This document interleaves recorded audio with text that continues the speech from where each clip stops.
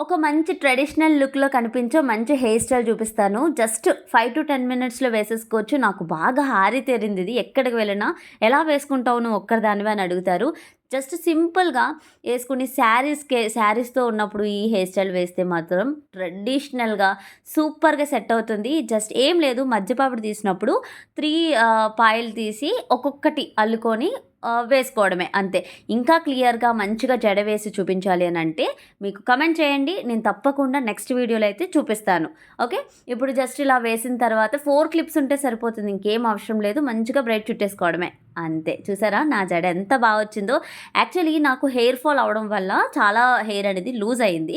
So, నేను మళ్ళా hair care start చేశాను. మళ్ళా లాస్ట్ వీడియోలో చూపించినట్టు హెయిర్ మాస్క్ కూడా ట్రై చేశాను.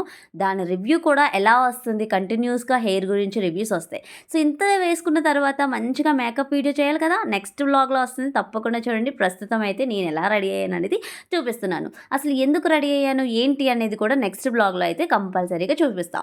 సో, ఇప్పటి వరకు నాకు సపోర్ట్ చేసిన మీ అందరికీ కూడా thank you so much. Likes కోసం చెప్పట్లేదు గానీ మనస్ఫూర్తిగా చెప్తున్నా. So, thank you for watching.